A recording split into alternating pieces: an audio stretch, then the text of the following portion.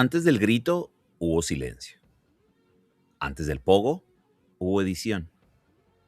Antes de la amenaza hubo una mano moviendo fragmentos de sonido con la paciencia de quien no está improvisando una explosión, sino calculando su radio de impacto. Liam Howlett tiene 20 y pocos años. Son las 3 o las 4 de la madrugada en un estudio pequeño de Essex. No hay público, no hay cámaras, no hay sudor ni gritos. Hay una consola, unos monitores, un teclado, una caja de ritmos y montones de cintas. Algunas las ha comprado, otras las ha grabado de la radio, otras las ha sacado de discos que nadie recuerda. Howlett corta, pega, reorganiza. Un fragmento de batería aquí, un golpe de sintetizador allá, una voz ampliada que dura menos de un segundo. Lo escucha una vez, lo vuelve a escuchar, cambia la velocidad, invierte el sonido, lo empuja hasta que empieza a doler. No está escribiendo una canción en el sentido tradicional. No hay guitarra, ni bajo, ni partitura. Está construyendo un circuito. Y como todo circuito, necesita conexiones exactas. 1 milímetro de desplazamiento y la corriente no fluye. Un sample mal sincronizado y el cuerpo no reacciona. Lo que Howlett busca no es una melodía bonita, ni una letra profunda. Busca un golpe que se sienta en el esternón. Una frecuencia que acelere el pulso antes de que el cerebro tenga tiempo de preguntar por qué. Fuera de ese estudio, en los garajes y almacenes de Inglaterra, la escena rave está explotando. Miles de cuerpos bailando hasta el amanecer con pastillas de éxtasis en la sangre y la música electrónica como única religión. Howlett ha estado ahí. Ha sentido esa disolución de la noche en el cuerpo colectivo. Pero él no es solo un bailarín. Es un tipo que se queda cuando todos se van, que enciende la consola cuando el sol empieza a salir, que escucha lo que acaba de montar y sonríe porque sabe antes de que suene en algún altavoz grande que eso va a hacer daño. The Prodigy no nació en un estudio con ventanas al mundo. Nació en ese silencio de madrugada, entre cables y ceniza de cigarro, cuando nadie miraba. Antes de que existiera el personaje Keith Flint con el fleco verde y la lengua afuera. Antes de que Máximo aprendiera a escupir las frases como puñetazos. Antes de que el mundo llamara aquello Big Beat o Electropunk o simplemente ruido. Nació como un ensamblaje obsesivo. Y esa obsesión nunca desapareció. Lo que el público vería después, sobre los escenarios, era una bestia de 2 cabezas y 100 decibeles. Pero el origen de esa bestia no es un rugido. Es el clic de un mouse, el corte quirúrgico de un sample, la mano de Howlett moviéndose con la precisión de un relojero que está armando una bomba. Y en ese estudio, a oscuras, la bomba aún no ha explotado. Solo respira, espera, acumula corriente. Hay una idea cómoda sobre la música agresiva, que nace de la rabia, del nihilismo, de las vísceras calientes de alguien que quiere romper todo. The Prodigy alimentó esa idea durante años. Keith Flint escupiendo el micrófono, los bajos como un mazazo, las letras que parecían amenazas. Pero el origen del ruido es otro. También hay que entender el lugar del que venía. No una capital brillante ni una escena diseñada para ser fotografiada, sino una periferia inglesa donde la noche ofrecía una salida temporal. El rave no prometía fama, prometía suspensión. Unas horas en las que el cuerpo dejaba de pertenecerle a la semana, al trabajo, al aburrimiento, a la ciudad pequeña. Ahí Howlett encontró una lógica que no dependía de contar historias. La electrónica podía actuar directamente sobre el sistema nervioso. No necesitaba explicar una emoción. Podía producirla. Un bombo repetido durante minutos podía ser más que una confesión. Un corte de sample puesto en el lugar exacto podía levantar a una multitud sin decir una sola palabra. Liam Howlett creció en Braintree, una ciudad sin demasiado brillo. Escuchaba hip hop, electro, punk, Pero lo que le llamaba la atención no era la furia de las guitarras, ni la poesía callejera. Era lo que las máquinas podían hacer. Una caja de ritmos podía ser más precisa que cualquier baterista. Un sampler podía robar un segundo de una canción y convertirlo en un gancho infinito. Howlett no quería destruir nada. Quería que los circuitos sonaran como un cuerpo en movimiento. Y para eso necesitaba entender cómo funcionaban por dentro. En las primeras maquetas de The Prodigy no hay gritos de guerra.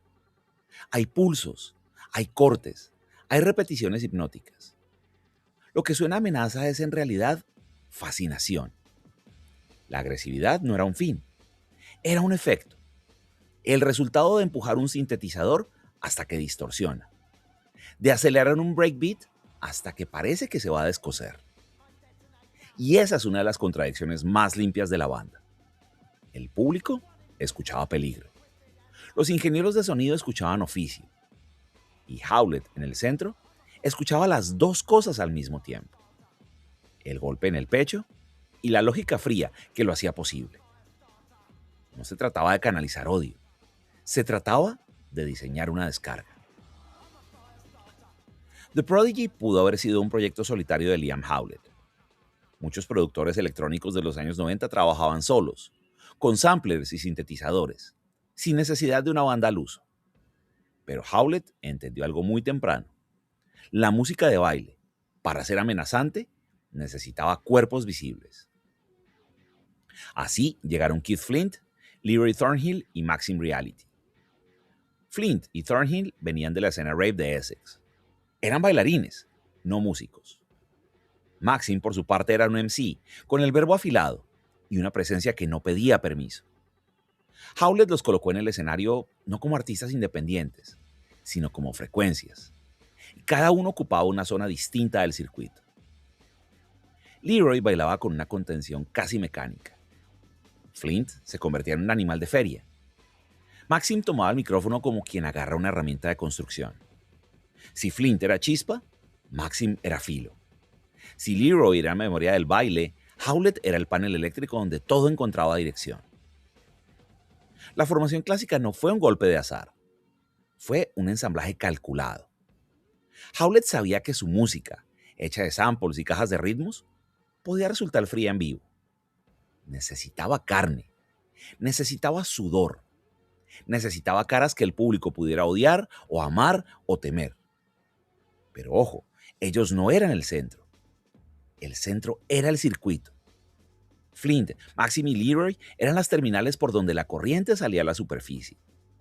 Sin el trabajo de Howlett en el estudio, esas presencias escénicas no habrían sido más que teatro vacío. Y sin esas presencias, el estudio de Howlett habría seguido siendo un laboratorio silencioso. La banda funcionaba porque cada pieza dependía de las otras. No era una democracia, era un sistema. Y los sistemas, cuando están bien diseñados, pueden parecer caóticos desde afuera. Lo que parecía en primer plano era el pogo. La lengua afuera, las venas tensas, el cuerpo convertido en una alarma.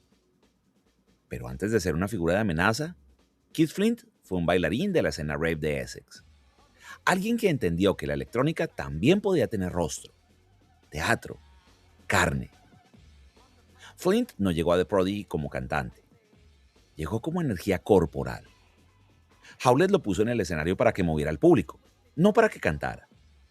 Sus primeras intervenciones vocales eran esporádicas, casi accidentales. Pero cuando grabó Firestarter, algo cambió. Esa voz no era la de un vocalista entrenado. Era una especie de gruñido, un cuchicheo agresivo, una amenaza susurrada que de repente explotaba. Flint no parecía estar cantando. Parecía estar prestando su cuerpo a una corriente que venía de otro lugar. Sobre el escenario la furia tenía músculos, ojos, saliva, mandíbula. Pero eso no significaba que fuera descontrol. Era una construcción física, una coreografía de la amenaza. Flint ensayaba sus gestos, cuidaba su imagen. Sabía que el fleco verde, la mirada desafiante, las cadenas, todo eso era lenguaje. La diferencia entre Flint y un actor era que Flint no interpretaba a alguien violento. encontraba dentro de sí una zona que podía amplificar hasta hacerla irreconocible. Y luego, al bajar del escenario, esa zona se apagaba. O eso contaba. Detrás de esa imagen había una larga espera. Años en la órbita de Howlett. Años de escenario. Años de convertir el cuerpo en una extensión de la música. Flint no era el líder. Era una pieza. Una pieza fundamental, sí, pero una pieza. Con el tiempo, esa intensidad también empezó a cargar otro peso. No porque el personaje fuera falso, sino porque ningún cuerpo puede sostener para siempre la misma descarga. Howlett no necesitaba tocar la batería como un virtuoso, ni leer partitura para entender la anatomía de una canción. Podía escuchar un sonido y abrirlo en partes, identificar el golpe de caja, la línea de bajo, el fragmento de voz que podía extraerse de su contexto y volverse otra cosa. En sus manos, el sampling no era decoración, era cirugía. Y Firestarter es un ejemplo perfecto. La canción no tiene un riff de guitarra grabado en un estudio. Tiene fragmentos recontextualizados, pulsos electrónicos, una línea de bajo sintética que parece reptar por debajo. Y sobre eso, la voz de Flint, como un incendio declarado. Howlett podía pasar horas buscando un solo segundo de sonido en un disco olvidado. Y lo cortaba, y lo limpiaba, o lo estiraba, o lo comprimía, o lo pegaba junto a otro fragmento que venía de un lugar completamente distinto. El oyente escuchaba algo nuevo, pero el productor sabía que era un Frankenstein de piezas ajenas. Pero eso no es robo, es apropiación, corte y recontextualización. Una tradición que viene del hip hop y el dub, pero que Howlett llevó a un territorio más agresivo. No le interesaba homenajear, le interesaba tomar algo y volverlo irreconocible. Ese oído militar, esa capacidad de desmontar una canción en milésimas de segundo, es lo que separaba The Prodigy de otros grupos de la escena rave. No eran solo DJs tocando discos, eran constructores. Y como todo constructor, Howlett sabía que la precisión no reñía con la fuerza. Al contrario, la fuerza sin precisión es solo ruido. La precisión convierte el ruido en un golpe quirúrgico. En vivo, The Prodigy parecía una máquina imposible de detener. Howlett detrás de los platos, Maxim escupiendo frases, Flint convertido en un torbellino de amenaza, el público saltando como un solo cuerpo, los bajos perforando el pecho. Pero antes del primer golpe había otra cosa. Un silencio breve, casi hostil. El escenario todavía apagado. El olor de los cables calientes. El murmullo de miles de personas que no están seguras de lo que va a pasar. Howlett mira a sus equipos. Flint respira hondo. Maxim se ajusta el micrófono. Nadie habla. Todos saben que lo que viene no puede ensayarse del todo. Ese momento, el de la acumulación, es donde el circuito se tensa. La corriente eléctrica necesita un camino cerrado para fluir. En el silencio previo, el camino todavía no está abierto. Hay vértigo. Hay la posibilidad de que todo salga mal. De que un cable falle, de que la voz no salga, de que el público no responda. Y luego, el primer golpe. Una caja de ritmos, un sample, un bajo que no pide permiso. El circuito se cierra. La corriente descarga. El miedo cambia de nombre y se empieza a llamar energía. En una banda como The Prodigy, esa transición parece casi más difícil que el concierto mismo. El concierto es puro instinto, puro reflejo. Lo difícil son los 30 segundos antes. El momento en el que todavía eres una persona y no una máquina de guerra. Y cuando el concierto termina, cuando el último golpe se extingue y el público empieza a dispersarse, vuelve el silencio. Pero es otro silencio, vacío a veces, preguntándose qué se hace con el cuerpo cuando ya no necesita estar alerta. Ahí es cuando algunos enciende la consola otra vez, para no estar solos. 1997. The Fat of the Land sale al mercado. Es el tercer álbum de The Prodigy y el que los convierte en un fenómeno planetario. Firestarter ya había sido un terremoto, pero Breathe y Smack My Bitch Up completan la demolición. La banda llena estadios. Los videos suenan en MTV todo el día. Los periódicos escriben artículos alarmados sobre la corrupción de la juventud. Los políticos señalan a Smack My Bitch Up como un ejemplo de degeneración. The Prodigy ya no es un secreto de la escena rave. Es una maquinaria global. El problema de llegar al techo es que desde ahí el vértigo cambia de dirección. Porque si lo que vendías era la promesa de estar al borde del abismo, ¿qué pasa cuando el abismo se convierte en un producto envasado? La música que había nacido para sonar peligrosa en espacios cerrados, sudados y casi clandestinos, empezó a circular por televisión, premiaciones, radio comercial y habitaciones adolescentes de países donde nadie había pisado un rave inglés. The Prodigy dejó de ser una experiencia situada y se convirtió en una imagen exportable. Howlett sentía esa presión, y Flynn también. Las entrevistas de esa época muestran a una banda que intenta seguir siendo la misma, pero que ya no puede ignorar que los focos son más potentes que antes. Cada gesto se amplifica, cada palabra se analiza. El caos ya no es auténtico, es una imagen que hay que sostener. Y sostenerla cuesta. El público quería más golpes, más amenazas, más violencia coreografiada. Pero Howlett, que siempre había trabajado con la precisión de un relojero, empezó a sentirse atrapado en su propio diseño. La máquina funcionaba demasiado bien. Ya no necesitaba ajustes. Pero The Prodigy no era una banda hecha para repetirse. O al menos Howlett no era ese tipo de productor. El éxito no estabilizó el circuito. Lo sobrecargó. Y la pregunta que nadie se atrevía a formular en voz alta era: ¿se podía seguir siendo una banda de rave cuando el rave ya tenía horario, escenario principal y se vendía a escala industrial? Después de 1997, el circuito no se apagó de golpe. Se recalentó. Howlett empezó a trabajar en nuevo material, pero nada le convencía. Destruía maquetas, descartaba sesiones enteras. Flynn se alejó del centro de atención. Maxim grabó proyectos en solitario. Leroy también exploró otros caminos. La prensa comenzó a hablar de crisis, de bloqueo, del final de una era. Pero no era un final. Era una pausa forzada por la propia lógica de la banda.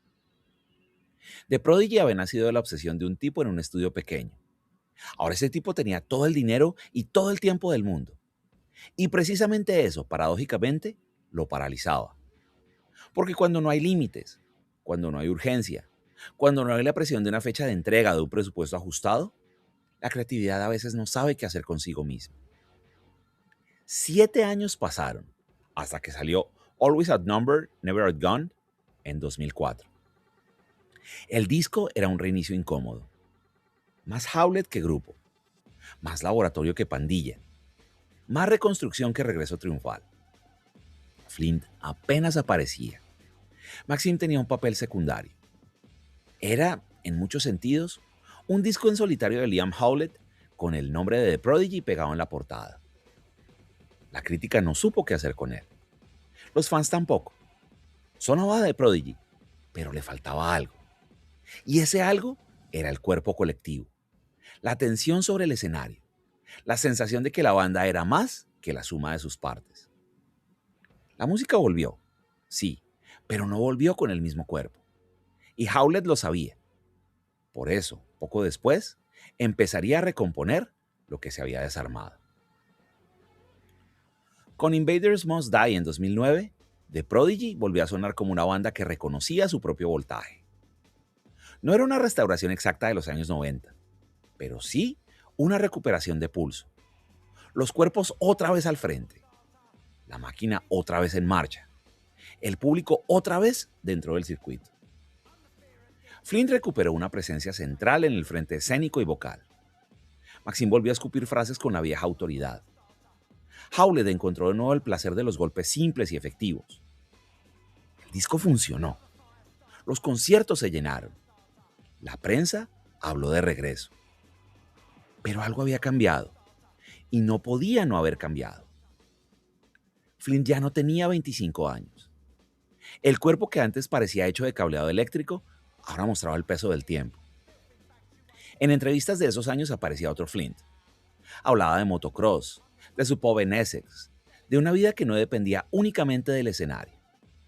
La amenaza seguía ahí cuando hacía falta, pero ya no parecía ser toda la persona. La pregunta incómoda no era si The Prodigy podía volver a sonar como The Prodigy. La pregunta era si podía hacerlo sin convertirse en una imitación de su propia descarga. Porque la autenticidad en una banda que había construido su imagen sobre el descontrol era un material frágil. Una vez que sabes que el caos es un producto, ¿cómo vuelves a creer en él? Howlett y Flint y Maxim nunca hablaron de esto en público con total transparencia. Pero se notaba en los conciertos, en los gestos, en los silencios entre canción y canción. La máquina seguía funcionando, pero algunos de sus engranajes ya no encajaban con la misma violencia. El 4 de marzo de 2019, Keith Flint fue encontrado muerto en su casa de Essex. Tenía 49 años.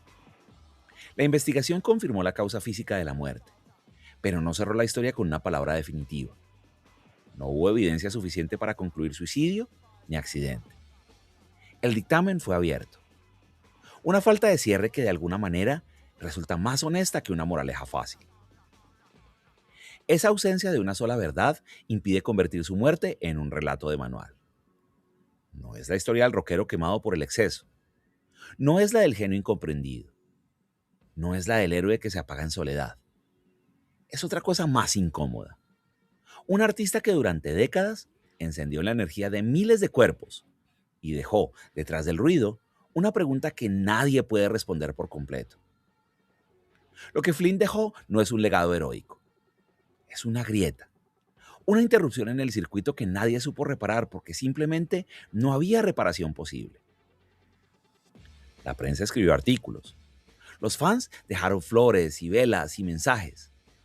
Howlett y Maxim emitieron comunicados breves, conmocionados, agradecidos. Y luego, el silencio. El mismo tipo de silencio que Flynn vivía antes de cada concierto, pero esta vez sin el golpe que viniera a disolverlo. La banda no intentó reemplazarlo. No se podía. No se puede reemplazar una frecuencia. Simplemente se aprende a vivir con su ausencia. Después de Flint, The Prodigy no intentó fingir que el circuito seguía intacto.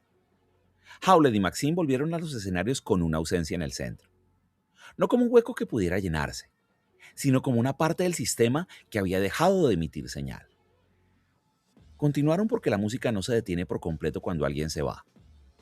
Howlett seguía siendo Howlett. Maxim seguía siendo Maxim. Las cajas de ritmos y los samplers seguían funcionando. Pero cada concierto tenía una sombra, una frecuencia fantasma. Algo que antes estaba ahí y ya no está.